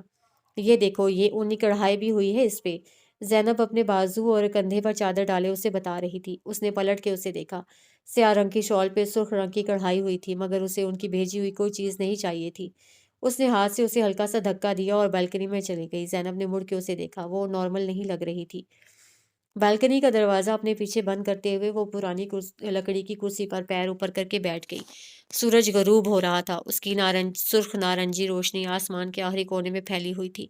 उसने कई तहों में लिपटे माँ के खत को धड़कते दिल के साथ खोला। आज वो 3 नहीं, पूरे 6 सफ़ात पर मुश्तमिल था। उसका हुजम देख के उसके दिल को कुछ हुआ। उसने खुश्क गला तर किया और पढ़ने लगी। अस्सलाम वालेकुम गुले, मेरी जान, मेरा बच्चा। ऐसे लफ्ज़ों को वो छोड़ देती थी। मेरी दुआ है तुम हमेशा खुश रहो, आबाद रहो। ये भी इग्नोर कर दिया। गुले बच्चे, हवेली में एक बहुत बड़ा फैसला होने जा रहा है। माँ कभी तमहीद के बगैर नहीं करती थी। उसका मतलब मामला वाक़ई संगीन था। तुम छोटी थीं तो मैं कभी तुम्हें बता नहीं सकी, मगर तुम सब जानती हो, बल्तियों ने तुम्हारे बाप के साथ क्या किया था। तुम इससे वाकिफ़ हो, इसलिए मुझे शुरू से ये कहानी सुनाने की ज़रूरत नहीं है। मैं जो तुम्हें कहने जा रही हूँ, वो ये है कि तुम्हारे ताया जान बल्तियों के साथ हमारी 16 साला पुरानी दुश्मनी ख़त्म करने वाले हैं। उसके दिल पर घोंसा पड़ा, वो बेख्तियार आगे हुई। तुम्हारी दादी ने और तमाम घर वालों ने फ़ैसला किया है कि वो अब इस कबायली चपकलिश को हमेशा-हमेशा के लिए ख़त्म कर देंगे। मैं ऐसा नहीं कह रही कि तुम आके ये फैसला रोको या इसके खिलाफ आवाज़ उठाओ, बल्कि तुम्हें बताने का मकसद ये है कि हम अब इस गंद में मज़ीद नहीं रहना चाहते। कीचड़ को जितना साफ़ किया जाए उतना ही गंदा होता है। अल्लाह ने अमन को जंग पर फ़ोक़ियत दी है, इसलिए हम सब ज़हर का घूँट पीते हुए इस मामले को रफ़ा-दफ़ा कर रहे हैं। इस फ़ैसले में मेरी मर्ज़ी शामिल है गुल। तुम ये मत समझना कि शायद हवेली वालों ने मुझ पर दबाव डाला है। उसने दाँत पीस लिए। मैं खुद भी इस दुश्मनी को ख़त्म करना चाहती हूँ। तुम अब बड़ी हो गई हो, तुम्हारे बहन-भाई जवान हो रहे हैं। अगर ये ख़लिश बाकी रही, तो खुदा न ख़ास्ता कल अपने बाप की जगह तुम लोग होगे। मैं पुरानी नस्ल के गुनाह नई नस्ल को नहीं भुगतने दूँगी। तुम और तुम्हारे बहन-भाई, मैं तुम सब के लिए एक अच्छा और बेहतर मुस्तकबिल देख रही हूँ। ऐसा मुस्तकबिल जिसमें किसी किस्म का कोई झगड़ा, कोई दुश्मनी ना हो। मैं चाहती हूँ तुम लोग आज़ाद माहौल में जियो। तुम लोगों को ये डर ना लगे कि तुम्हारा दुश्मन तुम्हारे ताक़ुब में है। मैं कुत्तों को नहीं, जुगनुओं को तुम्हारे ताक़ुब में लगाना चाहती हूँ। मैं रोशनियों को तुम लोगों के दामन में समोना चाहती हूँ। तुम अपने बाप से बेदरजहा मोहब्बत करती हो गुल, मैं मानती हूँ। तुम ये सब सुनकर शायद खौल जाओ, मगर तुम्हारे यहाँ आने के बाद हवेली वालों के सामने धाड़ने से बेहतर होगा कि तुम उधर शहर में ही चीख-चीख कर अपनी भड़ास निकाल लो। यहाँ आके अगर तुमने आवाज़ भी ऊँची की तो दोबारा बोल नहीं पाओगी। इसलिए मेरी जान, मेरे दिल, तुम सारा गुस्सा, सारी गिरफ़्त वहीं छोड़ के आना। तुम्हारे लिए और मेरे लिए यही बेहतर है, हम दोनों अमन को तरजीह दें। بلتیوں کے ساتھ صدیوں کے تعلقات ہیں، ہم یہ تعلقات بحال کرنا چاہتے ہیں۔ اب خان جی کبھی واپس نہیں آ سکتے گل، ہم دنیا والے یہ خلشیں یہ بدگمانیاں رکھ کے کیا کریں گے؟ میں مانتی ہوں وہ ہمارے گنہگار ہیں، انہوں نے تمہارے بابا کو مارا ہے، مگر گل ہم واویلا کر کے کیا کر سکتے ہیں؟ قتل کے بعد شور سے کچھ حاصل نہیں ہوتا، استقامت اور صبر بڑی چیز ہے، تم اپنا دل بڑا کرو، اس میں فراخ لاؤ اور بلتیوں کو معاف کر دو، صرف اپنے مستقبل کے لیے، کیونکہ تمہیں میں رائفل نہیں اٹھانے دوں گی۔ تمہارے باپ نے تمہیں قلم پکڑایا ہے گل، تم قلم کا حق ادا کرو گی۔ خاندانی دشمنیوں اور خاندانی جھگڑوں میں پڑھ کر تم اپنی ماں کو دوبارہ اس اذیت سے نہیں گزارو گی۔ میرے جگر کے ٹکڑے، میں تمہیں کھونا نہیں چاہتی، تم میری قیمتی متاع ہو، اس لیے میں تم سے یہی کہوں گی، اپنا دل بڑا کرو، اپنے دل میں درگزر پیدا کرو۔ اللہ معاف کرنے والوں کو پسند کرتا ہے، اگر تم اس نہج پر اللہ کی سن لو گی تو زندگی میں کسی دوسری نہج پر اللہ تمہاری سنے گا۔ اس وقت تمہارے پاس دو انتخاب ہیں، اول تم بندوق اٹھاؤ اور اپنے باپ کا بدلہ لو، دوم تم قلم اٹھاؤ اور اپنے باپ کے خواب پورے کرو۔ انتخاب کا اختیار تمہیں ہے، تم دونوں کے مستقبل سوچ کے اپنا فیصلہ کر لینا، مگر یاد رہے بندوق کا مستقبل ہمیشہ سیاہ رہا ہے اور قلم کا مستقبل ہمیشہ روشن۔ اگر آج تم نے ٹھیک فیصلہ کیا تو کل تم زندہ و جاوید ہوگی، اور اگر آج تم نے غلط فیصلہ کیا تو میں تمہارے باپ کے ساتھ تمہاری قبر بھی کھو دوں گی۔ معاف کرنے والے کا ظرف بڑا ہوتا ہے میری جان، تمہارے بابا جان اب واپس نہیں آ سکتے، ان کے بعد ہم چاہے جتنی بھی دشمنیاں کر لیں، چاہے جتنے بھی قتل کر لیں، ہم کبھی انہیں لا نہیں سکتے۔ بہتری اسی میں ہے کہ اللہ کے لیے، محض اللہ کے لیے تم ان کو جانے دو، تم جان لینے والی نہیں، جان بچانے والی بنو گی میری پیاری بیٹی، تم لڑنے والی نہیں، صلح کرنے والی بنو گی، تم کسی سے بدلہ نہیں لوگی، کسی سے بھی نہیں، اور اگر تمہارے دل میں ایسا کوئی خیال ہے تو اسے نکال دو، تم صلح کرنے والی لڑکی ہو، دشمنی کرنے والی نہیں۔ تمہیں کلیم خان جی نے امن کے لیے پیدا کیا تھا، جنگ کے لیے نہیں۔ میں امید کرتی ہوں تمہیں میری بات سمجھ آ گئی ہوگی، اور اگر نہیں آئی تو ابراہیم کا واسطہ دے کر کہتی ہوں، رستم کی قسم دیتی ہوں، تمہارے مرے ہوئے باپ کا واسطہ دیتی ہوں گل، اب تم کسی سے نہیں لڑو گی، تم وہاں سے ایک باشعور اور باادب لڑکی بن کر آؤ گی، تم لڑنے جھگڑنے والی لڑکی کبھی نہیں بنو گی۔ 2 دن بعد فیصلہ ہے، بلتی والے لازم ہیں، وہ مجرم بن کر ہمارے قبیلے آئیں گے اور ہم انہیں معاف کر کے انہیں اپنا ظرف دکھائیں گے۔ ہم دنیا کے لیے نہیں، اللہ کے لیے انہیں معاف کریں گے، ہم اللہ کے لیے دل میں ہر بغض کو بھلا دیں گے۔ تم نے بھی بھلانا ہے، دل میں کچھ نہیں رکھنا، مجھے تم سے بہت امیدیں ہیں گلے، میری جان اپنی ماں کو رسوا مت کرنا، میں تمہاری شکر گزار رہوں گی، میری لاڈلی بیٹی، میرا مان رکھ لینا، میری نظریں مت جھکا دینا، تمہاری ماں۔ اس نے چہرہ اٹھایا، چہرہ گردن تک بھیگا ہوا تھا، آنکھیں سرخ تھیں اور زکام زدہ سی سانس وہ کھینچ رہی تھی۔ اس کی ماں نے واسطے دیے، منتیں کی، انہوں نے بابا کی کہانی کیوں نہیں سنائی؟ ماں نے کہا تم جانتی ہوگی، ہاں اسے 1 ہفتہ پہلے پتہ چلا تھا، اب تک اسے بہلایا جا رہا تھا، آج اسے سچائی پتہ چلی تھی۔ اس کی ماں کو لگتا تھا کہ وہ باپ کے مرنے کے وقت 7 سال کی تھی، 7 سال کے بچے کو کیا یاد رہ سکتا ہے؟ ہاں 7 سال کے بچے کو باپ کا قتل یاد نہیں رہ سکتا، لیکن باپ کے ساتھ گزارے ایک ایک پل اور ایک ایک لمحہ ضرور یاد رہ سکتا ہے۔ اس نے ہاتھ کو کئی ٹکڑوں میں پھاڑا اور بالکنی سے نیچے اچھال دیا۔ تاریخ 18 سال بعد، مقام لاہور، جون کی دوپہر تھی، قریباً 4 بجے کا وقت تھا، پوری کالونی سو رہی تھی، اس کے گھر میں بھی سناٹا تھا، بابا اور اماں سوئے ہوئے تھے، نادیہ ملازمہ اپنے کوارٹر چلی گئی تھی، جبکہ احمد بھائی ابھی آفس سے نہیں آئے تھے۔ چوکیدار گیٹ کے پاس کھڑے ہو کے فون پہ سندھی میں بات کر رہا تھا، وہ اپنے ٹیرس میں جھولے پر بیٹھی ہوئی تھی، پیروں کو اوپر کیے، کتاب گود میں رکھے، ایک مٹھی گال تلے رکھی ہوئی تھی، آسمانی رنگ کی کاٹن کی شارٹ قمیض کے نیچے کلیوں والی پٹیالہ شلوار پہنے، بالوں کو جوڑے میں مکید کیے، انہماک سے کتاب پڑھ رہی تھی۔ وہ کچھ دیر پہلے ہی ہاسپٹل سے آئی تھی، عادتاً دوپہر میں سوتی نہیں تھی، یہ وقت وہ اکثر کتابوں کے مطالعہ میں گزارتی تھی۔ یہ ہلکا پھلکا موڈ والا وقت ہوتا تھا۔ اس کے ٹیرس کا رخ لان کی طرف تھا، جہاں سامنے گھر کا گیٹ تھا، آگے وقفے وقفے سے سوسائٹی کے گھر بنے ہوئے تھے جن کا نقشہ تقریباً ایک جیسا تھا۔ اس وقت سوسائٹی کی سڑکیں ویران تھیں، تیز دھوپ کی وجہ سے سبھی گھروں میں بیٹھے ہوئے تھے۔ وہ بھی کمرے میں ہوتی، لیکن اس کے ٹیرس میں سایہ آ چکا تھا، اب وہ جگہ ٹھنڈی ہو گئی تھی۔ اس نے گال سے مٹھی ہٹا کے کتاب کا ورق پلٹا، جب کسی کی چیخ سنائی دی، اس نے چونک کے ادھر ادھر دیکھا۔ چیخ اتنی دلخراش تھی کہ سارے سناٹے میں ارتعاش سا پیدا ہو گیا۔ وہ کتاب بند کر کے کھڑی ہو گئی۔ یہ کیسی آواز تھی، اتنی کربناک؟ وہ تیزی سے ریلنگ کے قریب آئی اور نیچے جھانکا۔ لان، برآمدہ، پورچ سب خالی تھا۔ گلی میں بھی خاموشی تھی۔ پھر یہ چیخیں کہاں سے آ رہی تھیں؟ اس نے بائیں جانب مڑ کر نادیہ کے کوارٹر کی طرف دیکھا۔ کوارٹر کا دروازہ بند تھا، البتہ کھڑکی کھلی ہوئی تھی۔ نادیہ، نادیہ، باہر آؤ! وہ بے چینی سے چلانے لگی۔ تھوڑی ہی دیر میں دروازہ کھلا اور نادیہ سر پہ دوپٹہ اوڑھتی، پیروں میں جوتے اڑستی باہر آئی۔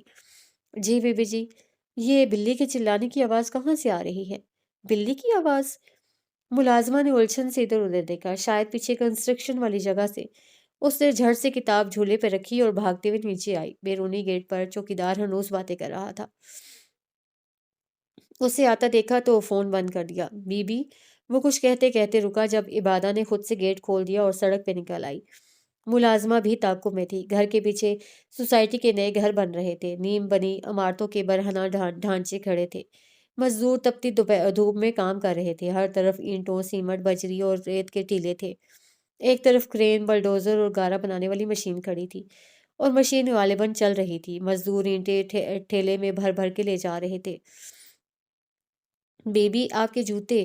ملازمہ بتانا چاہتی تھی کہ وہ جوتے پہن کے باہر نہیں آئی، اس کے پیر جھلس رہے ہیں، لیکن وہ اپنے اعصاب میں نہیں تھی۔ وہ بلی کی آہوازاری کا تعاقب کرتے ہوئے بھاگ رہی تھی۔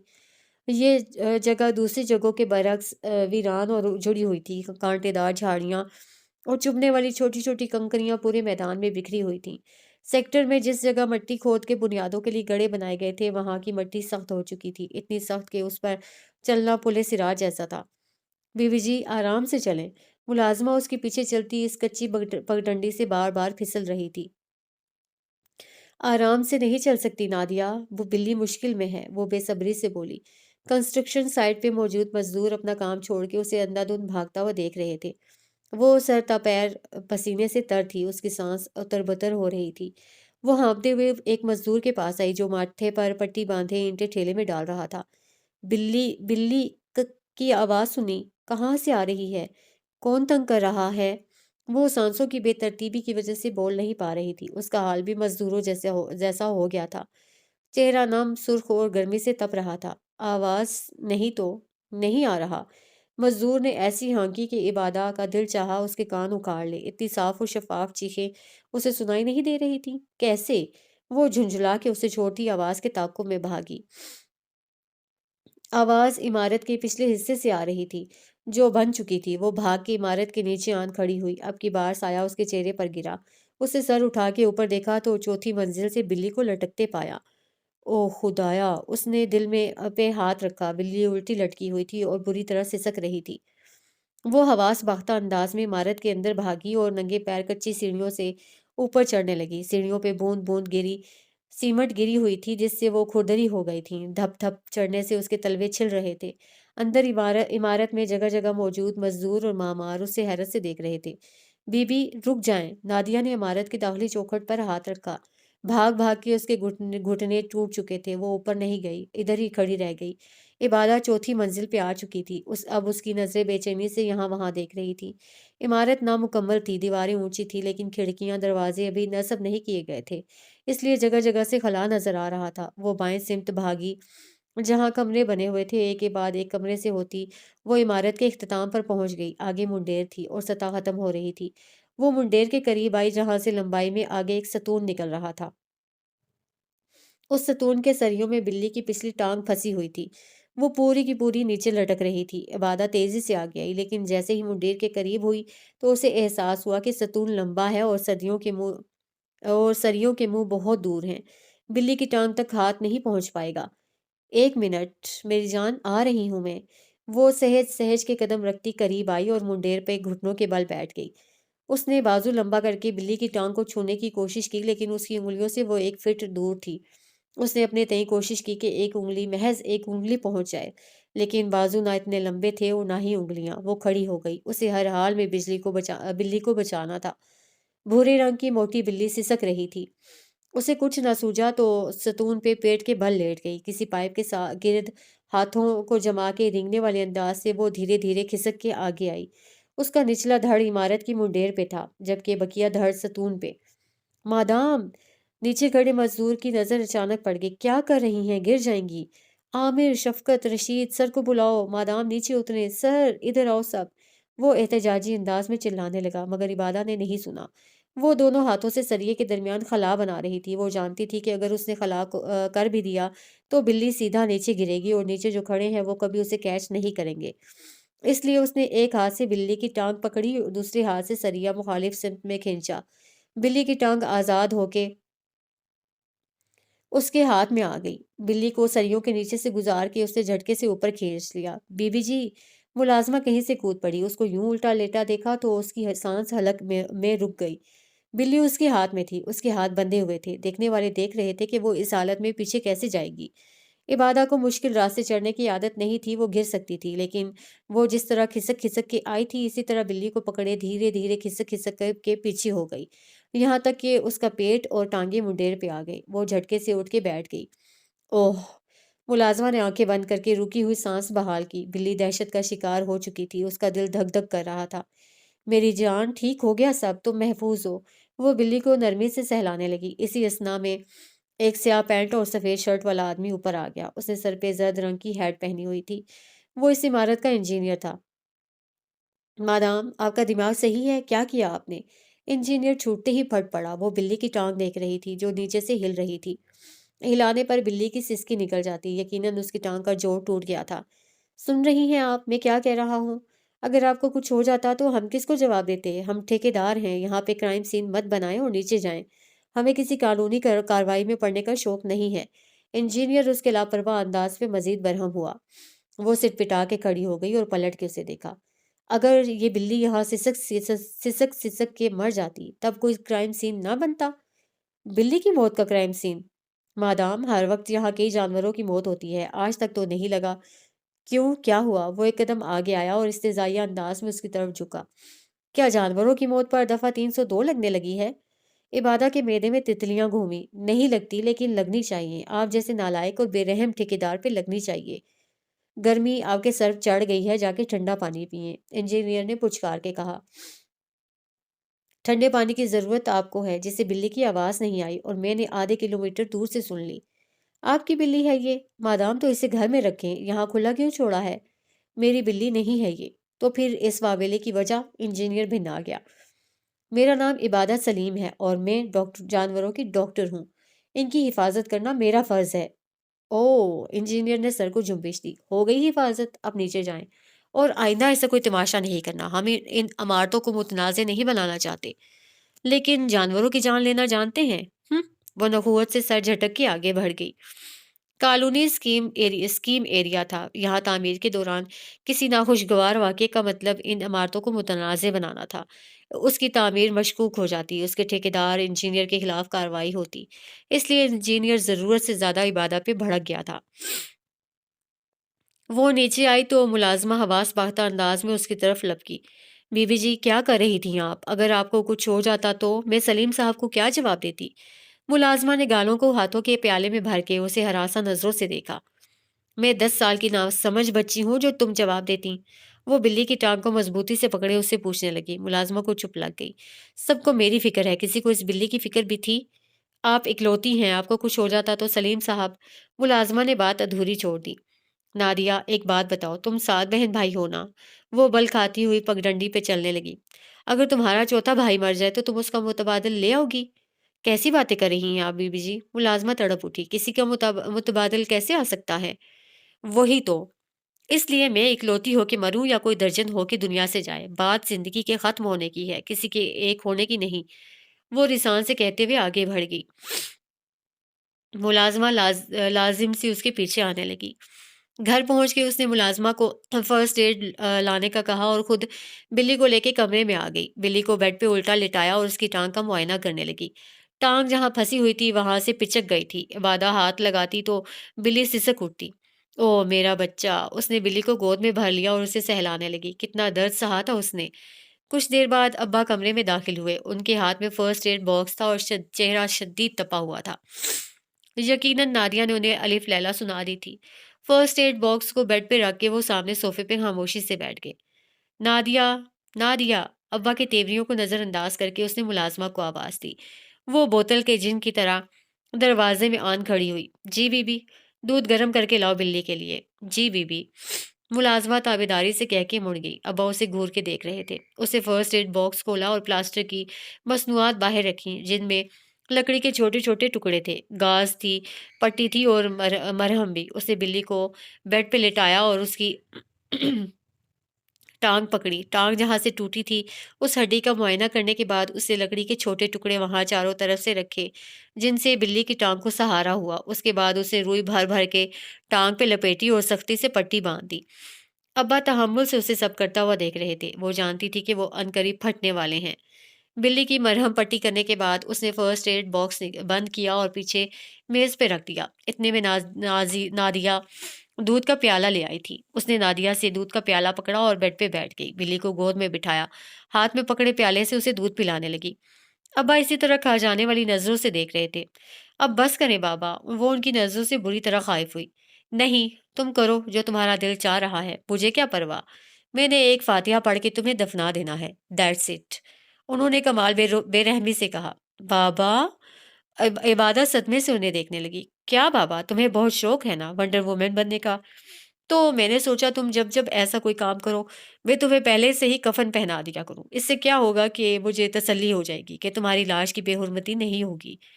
बिल्ली फंसी हुई थी और खिदमत खल्क के लिए सिर्फ तुम रह गई थी, वो बरहमी से बोले। मैं क्या करती, मुझे आवाज आई तो मैंने सोचा। तुमने सोचा? तुम सोच समझ के कौन सा काम करती हो इबादत सलीम? अब्बा ने तंज किया। बाबा, खामोश रहो। वो खड़े हो गए और उंगलियां उठाई। अपनी हालत देखो, पूरी पसीने में भीगी हुई हो। चेहरा देखा है अपना? सनबर्न हो रहा है तुम्हें। और ये पैर देखो। उन्होंने उसके पैरों की तरफ इशारा किया, जो जगह जगह से सुर्ख और नीले पड़ चुके थे। उसने झुक के पैरों का हशर देखा। ओ, उसके मुंह से बेसाख्ता निकला। उसका ध्यान इस तरफ गया ही नहीं था। उसने बिल्ली को छोड़ दिया और खड़ी हो गई। अब एहसास हो रहा था कि उसके तलवे कितने जल रहे थे। उससे फर्श पे खड़ा नहीं हुआ गया। वो लड़खड़ा के वापस बैठ गई। क्या हुआ, दर्द हो रहा है? अब्बा ने तबस्सुर से पूछा। उसने बोधा सा सर हिला दिया। Action heroine. वो उसे झाड़ के फर्स्ट एड खोलते हुए उसके कदमों में बैठ गए। नादिया, जाओ जाके टब में बर्फ वाला पानी लाओ। बाबा, मैं कर लूंगी। उसे बाप का कदमों में बैठना अच्छा नहीं लगा। चुपचाप बैठी रहो, इतनी ही फने खान हो ना तुम, तो खुद को चोट लगाए बगैर हीरो बना करो ना। बाबा, मैं क्या करती, कोई और ऑप्शन नहीं था। कोई और लोग भी नहीं थे तुमसे लंबे बाजुओं वाले, कोई मशीन भी नहीं थी, कोई रॉड, कोई लकड़ी। अब्बा ने सर उठा के उसे देखा, घूरा। लेकिन अगर उन्होंने बचाना होता तो अब तक बचा लेते, वो मासूमियत से बोली। चुप करो पागल लड़की, तुम्हें जरा भी अपना ख्याल नहीं है। वो तो भला हो नादिया, उसने मुझे सब बता दिया, वरना तुमने मुझे अपने इस एक्शन से भी नाबल्द ही रखना था। वो उसके तलबों का जायजा लेने लगे। वो उसके बारे में फिक्रमंद होते थे।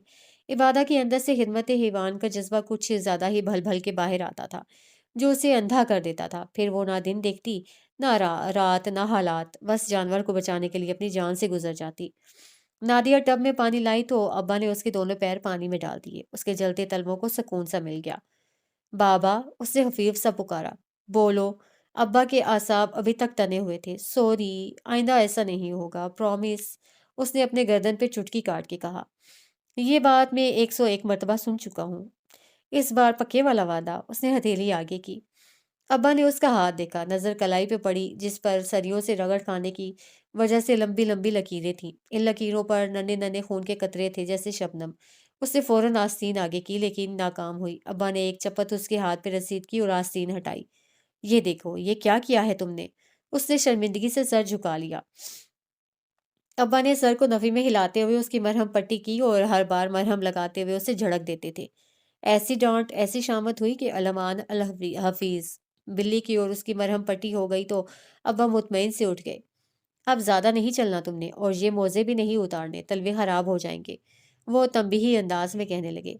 जी सलीम साहब, आपका हुक्म सर आंखों पे। वो बेड पे सिमट के बैठ गई और ताबेदारी से बोली। सलीम साहब ने फर्स्ट एड बॉक्स उठाया और बाहर चले गए। देखा, तुम्हारी वजह से मेरी कितनी बेइज्जती हुई है। उसने बिल्ली के नरम गरम जिस्म पे हाथ फेरते हुए पुचकार के कहा। बिल्ली दूध पी चुकी थी। उसके नरम नरम लम्स को महसूस करते हुए मखसूस आवाजें निकालने लगी। दफतन जाने क्या हुआ, वो बिल्ली को देखती रही। उसके चेहरे पे एक रंग सा गुजर गया। उसका दिल ऐसा बुझा कि आंखों में आंसू आ गए। 7 साल पहले का मंजर आंखों में घूम गया। بے ساختہ اس کی منڈی اٹھی اور اس نے اپنے سائڈ ٹیبل کو دیکھا جہاں ایک فریم پڑا تھا۔ فریم میں بھورے بالوں والی لڑکی نے ایک سفید رنگ کی موٹی بلی اٹھائی ہوئی تھی۔ لڑکی مسکرا رہی تھی۔ اس نے ہاتھ بڑھا کے وہ فریم اٹھایا۔ وہ اس کی کرسٹی تھی، کرسٹی لینا، جسے نازش خالہ نے آسٹریلیا سے بھیجا تھا۔ کرسٹی صرف 4 ماہ کی تھی جب اس کے پاس آئی تھی، اور پھر ایک دن اس کے آنسو فریم کے شیشے پہ چھلک گئے۔ وہ ہاتھ سے کرسٹی کو چھو رہی تھی اور اس کا دل بری طرح جکڑ رہا تھا۔ کچھ دیر پہلے وہ ایک نڈر آبادہ تھی، مگر اب وہ اپنی اولاد کھونے والی ایک لاچار ماں بن گئی تھی۔ کرسٹی کی تصویر کو سینے سے لگا کے وہ بے آواز رونے لگی۔ شام میں وہ اماں کے ساتھ کچن میں بیٹھی ہوئی تھی۔ اماں مشرقی عورت تھیں، ملازماؤں سے سب کرا سکتی تھیں، لیکن کھانا نہیں بنوا سکتی تھیں۔ کھانا وہ ہمیشہ اپنے ہاتھوں سے بنواتی۔ عبادہ کاؤنٹر پر بیٹھی ہوئی تھی، اس کے پیر نیچے لٹک رہے تھے۔ گود میں بلی تھی جسے وہ پیالے سے دودھ پلا رہی تھی۔ اس کے ساتھ بائیں جانب نادیہ کھڑی تھی، جو کٹنگ بورڈ پہ دھیرے دھیرے دھنیا کاٹ رہی تھی۔ اماں چولہے کے سامنے دوپٹہ سینے پہ کراس میں باندھے، بالوں کا جوڑا بنائے دیگچے میں چمچہ مار رہی تھی۔ سالن کا گھی سڑ رہا تھا۔ تمہیں پتا ہے عبادہ، تمہاری فاطمہ آنٹی پاکستان آئی ہیں؟ انہوں نے انکشاف کیا۔ اچھا، کب؟ عبادہ چونک گئی۔ کچھ دن پہلے آئی ہیں، صبح ملنے آئی تھی مجھ سے۔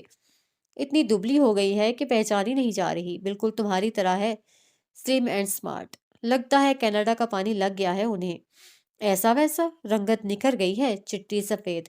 مجھے لگا شاید فیشل ویشل کروا کے آئی ہوگی، لیکن اس نے کہا فیشل اسے کئی سالوں سے نہیں کروایا، یہ تو نیچرل بیوٹی ہے۔ میں تو حیران رہ گئی۔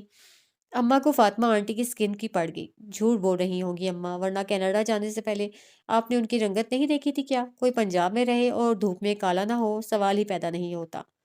مگر کینیڈا میں دھوپ ہوتی ہی کہاں ہے، سارا سال تو برف ہی برف ہوتی ہے۔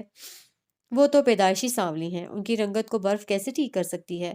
وہ سمجھداری سے بولی، پھر یکدم وہ ٹھٹکی۔ کہیں وائٹنگ انجیکشن تو نہیں لگوائے؟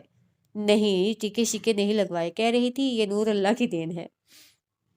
بیبی جی، یہ بھی تو ہو سکتا ہے کہ آپ کو جلانے کے لیے کہہ رہی ہو۔ نادیہ نے بھی اپنا حصہ ڈالا۔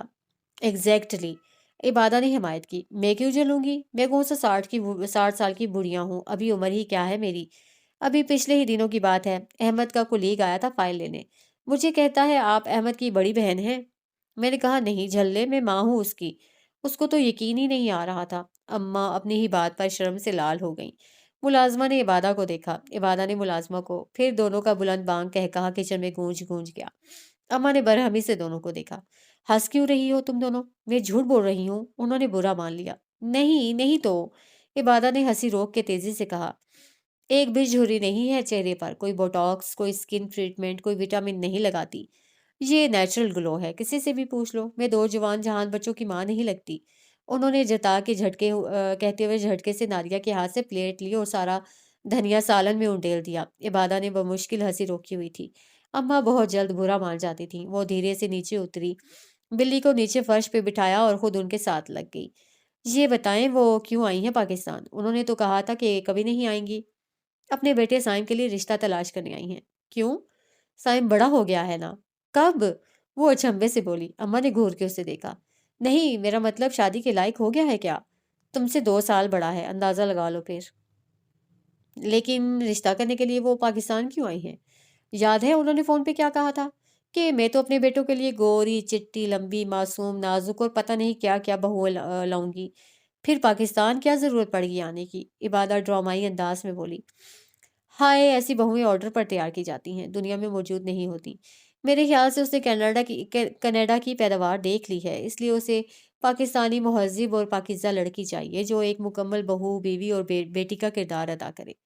حق ہاں، اماں نے لمبی سانس نکالی۔ مغرب میں کہاں ملتی ہیں ایسی حصول پسند بہویں؟ پاکستان میں مل جاتی ہیں کیا؟ کیوں نہیں؟ اپنا پاکستان بہت زرخیز ہے۔ وہ حب الوطنی کے جذبے سے سرشار ہو کے بولی۔ پھر تو ضرور کسی پہ نظر ہوگی ان کی۔ فاطمہ آنٹی بہت ہوشیار ہیں۔ اس نے کاؤنٹر پہ بڑی ٹوکری سے کیلا اٹھایا اور چھیل کے کھانے لگی۔ اماں نے نرم سی نظر اس کی طرف اٹھائی۔ وہ لاپرواہی سے کیلا کھا رہی تھی۔ ہاں، نظر تو ہے اس کی اور امید بھی ہے۔ اماں زیر لب مسکرائیں۔ کس پہ ہے نظر؟ عبادہ نے پلٹ کے انہیں دیکھا۔ اس پہ۔ اماں نے سامنے دیوار کی طرف اشارہ کیا، جہاں ایک بڑا سا آئینہ لگا ہوا تھا۔ آئینے میں ماں بیٹی کی شکل نظر آ رہی تھی۔ خود پہ نظر پڑنے سے اماں کی بات کا مطلب سمجھنے تک اسے سیکنڈ کا 1000واں حصہ لگا، اور جب سمجھ آ گئی اس نے بچا ہوا کیلا کاؤنٹر پہ رکھ دیا۔ صبح ذرا کھل کے سورج نکلا تھا، گرمی زوروں پر تھی، آسمان بے حد نیلا تھا، بادل کی کوئی ٹکیا دکھائی نہیں دے رہی تھی۔ وہ ڈرائیور کے ساتھ اپنے ہسپتال آئی تھی۔ ہسپتال کے احاطے میں گاڑی رکی تو وہ اوور آل کو بازو پر ڈالے ہاتھ میں پرس پکڑ کے باہر نکلی۔ اس نے نارنجی رنگ کی شرٹ کے نیچے سفید رنگ کی پینٹ پہنی ہوئی تھی، بال حسب معمول جوڑے میں مقید تھے، البتہ چند آوارہ لٹکیں کانوں کے اطراف میں جھول رہی تھی۔ وہ قدم قدم چلتی اندر آئی۔ سامنے کاؤنٹر تھا جہاں نمیرا کولیگ کرسی پر براجمان سر جھکا کے رجسٹر پہ نوٹس اتار رہی تھی۔ وہ اندر آئی تو ٹھٹک گئی۔ کاؤنٹر کی بائیں جانب گلاس ڈور تھا جس کے پار میٹنگ روم تھا۔ میٹنگ روم کے پردے گرے ہوئے تھے، یہ تب گرتے جب کوئی ضروری میٹنگ چل رہی ہوتی۔ Good morning doctor Ubadah, Namira نے اسے چونکا دیا۔ Good morning. وہ کاؤنٹر کے قریب آئی۔ خیریت، کوئی آیا ہے کیا؟ میٹنگ روم بند ہے۔ جی، وہ کراچی اور اسلام آباد سے کچھ سینئر ڈاکٹرز کا بیچ آیا ہے، نمیرا نے بتایا۔ کس سلسلے میں؟ آپ نے خبر نہیں پڑھی کیا؟ کون سی خبر؟ اس نے پرس کاؤنٹر پہ رکھ دیا۔ تھائی لینڈ کے ایک جنگل میں 70 ہاتھیوں کی موت ہوئی ہے، اس کی تحقیقات کے لیے کمیٹی بٹھائی گئی ہے۔ دنیا کے بڑے بریو ویٹ ہسپتالوں سے ایکسپرٹ منگوائے جا رہے ہیں، شاید ہمارے ہسپتال سے بھی کچھ لوگ چلے جائیں۔ کب ہوا ہے یہ واقعہ؟ کل شام کو۔ اس نے بے ساختہ پیشانی چھوئی۔ دنیا کے کسی بھی حصے میں جانوروں کو پہنچنے والے نقصان کی تفتیش کے لیے بڑی بڑی کمیٹیاں بنائی جاتی تھیں، جن میں لاہور کے اس بڑے اور شاندار ہسپتال کے تجربے کار ڈاکٹر شامل ہوتے۔ اس کی ایکسپرٹیز گھوڑوں کی بیماریوں میں تھی، جن کے سلسلے میں وہ کئی بار نیشنل اور انٹرنیشنل پولو ٹینٹ پہ گینگ اور ہارس ریس وغیرہ کے مقابلوں میں بطور سیکیورٹی ڈاکٹر گئی تھی۔ پرس اٹھا کے وہ وارڈ میں آ گئی، جہاں نرسنگ سٹاف اور ڈاکٹرز لمبی لمبی میزوں کے آگے کھڑے تھے۔ ان میزوں پہ مختلف زخمی جانور پڑے ہوئے تھے جن کی مرہم پٹی کی جا رہی تھی۔ اس کا عقل والا مریض ایک کتا تھا، ہلکے کریم رنگ کا کمزور سا کتا جو پتھر لگنے سے زخمی ہوا تھا۔ اس نے پرس متعلقہ خانے میں رکھا، اوور آل پہنا، ہاتھوں پر دستانے چڑھائے، چہرے پہ ماسک چڑھایا اور اپنے مریض کے پاس آ گئی۔ وہ ویٹ جانوروں کی ڈاکٹر تھی۔ یہ پیشہ اس نے اپنی نفسیات کی ڈگری کو خیر بات کہہ کے اپنایا تھا۔ اس کے پیچھے ایک مخصوص وجہ تھی۔ نفسیات پڑھنا اس کا ذاتی انتخاب نہیں تھا بلکہ درپیش حالات کا نتیجہ تھا۔ لیکن وقت کے ساتھ ساتھ اسے معلوم ہو گیا تھا کہ نفسیات اس کا مستقبل نہیں ہے، اسے کچھ اور کرنا تھا، اور یہ کچھ اور ویٹنری ڈاکٹر بننا تھا۔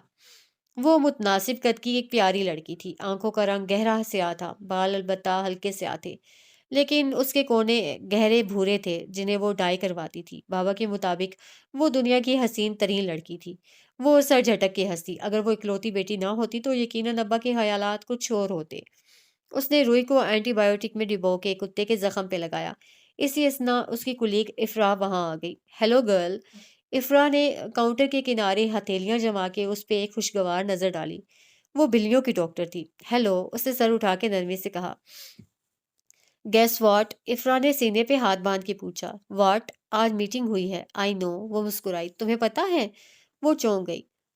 نمیرا نے بتا دیا ہے۔ سن کے بہت افسوس ہو رہا ہے، پتہ نہیں کیسے موت ہوئی ہوگی ان کی۔ کمیٹی والوں نے کچھ بتایا؟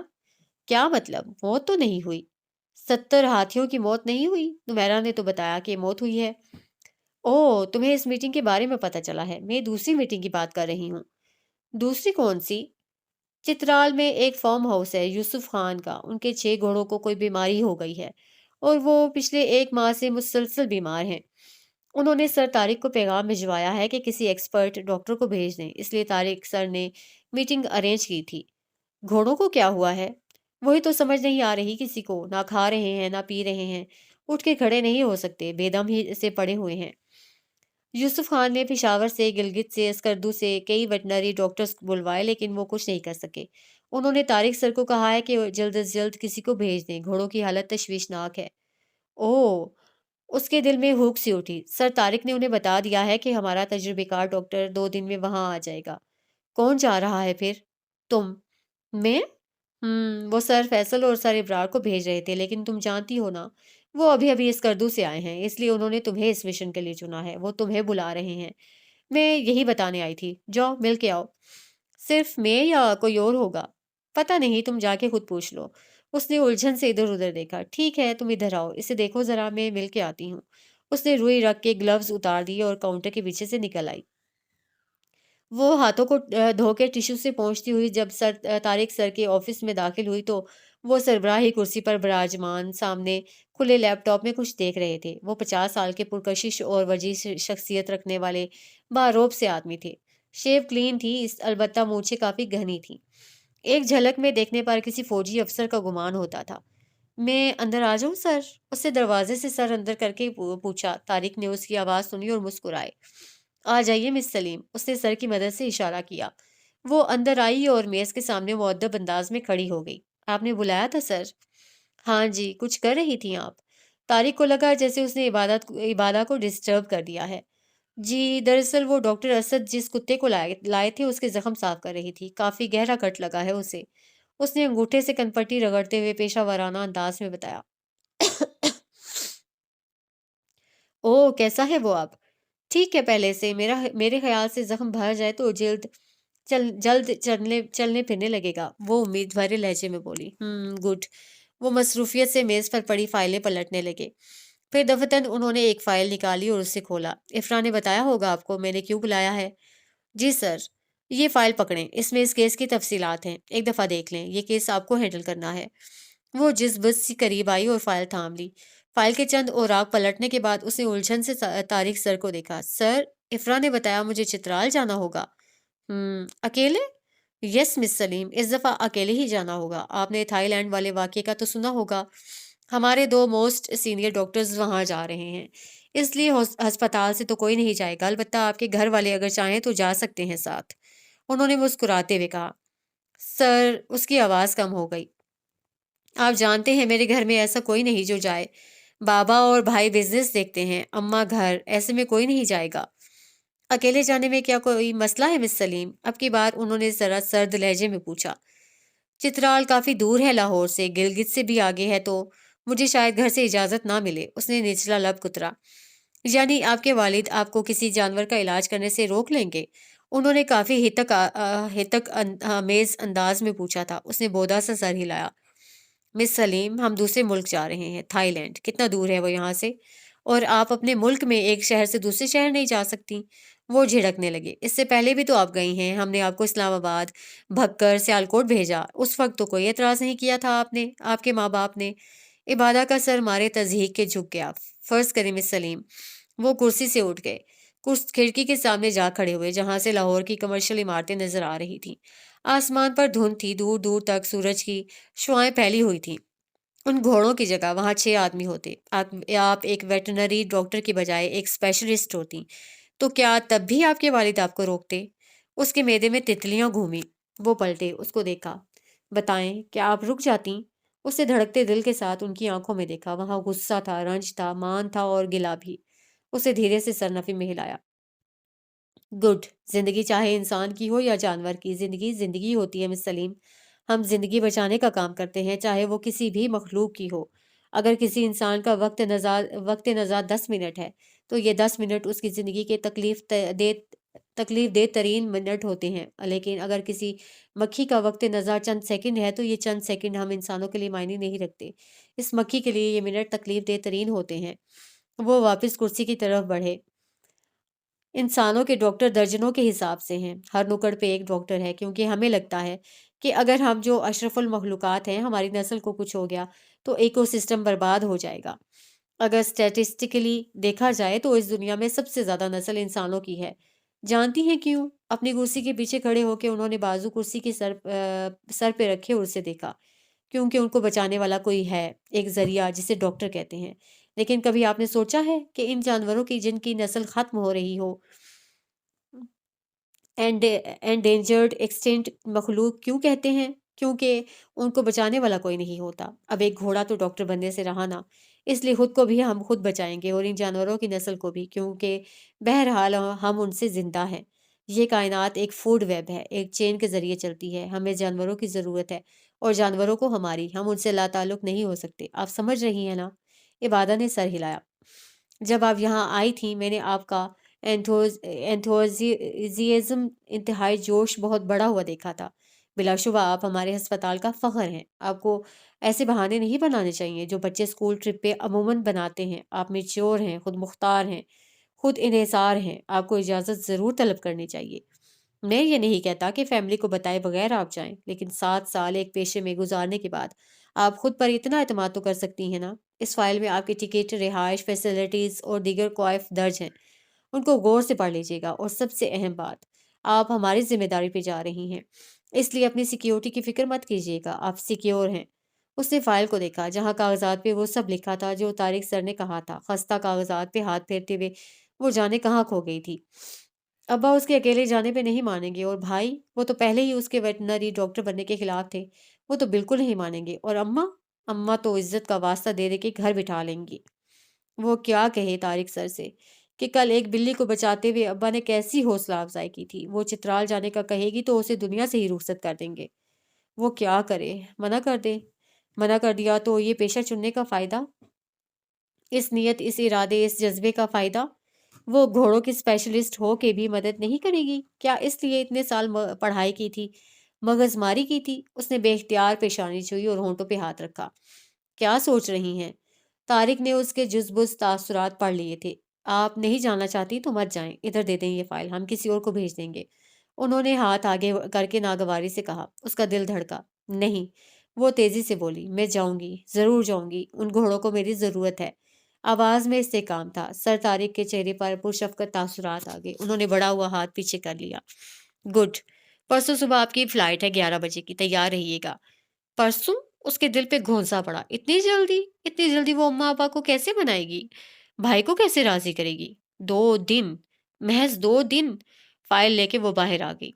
لان میں کرسیوں پر کولیگز بیٹھے تھے جن کی گود میں چھوٹے چھوٹے پپیز تھے، وہ انہیں دودھ پلا رہے تھے۔ یہ وہ پپیز تھے جن کی ماں کو ایک کار نے ٹھوک دیا تھا اور وہ مر گئی تھی۔ ان کا گروپ انہیں بچا کے لایا تھا اور اب انہیں مصنوعی دودھ دے کے بڑا کر رہا تھا۔ یہی تو وہ جذبہ تھا جس کے لیے اس نے نفسیات کی ڈگری کو لات ماری تھی۔ خدمت خلق کا جذبہ، انسانیت کا جذبہ، ہمدردی، غم گساری، محبت، شفقت کا جذبہ۔ وہ قدم قدم چل کے برآمدے میں آ گئی اور سیڑھیوں پر بیٹھ گئی۔ اسے فائل کھولی اور کیس کو پڑھنے لگی۔ وہاں بیمار گھوڑوں کی تصاویر تھیں جن میں گھوڑے بے سود پڑے ہوئے تھے۔ ان کا جسم بالکل بے جان لگ رہا تھا۔ گھوڑے اعلیٰ نسل کے، مہنگے اور قیمتی لگ رہے تھے۔ انہیں کیا بیماری تھی وہ فی الوقت تصویروں سے اندازہ نہیں لگا سکتی تھی، اس لیے اس نے فائل بند کی اور گہری سانس لی۔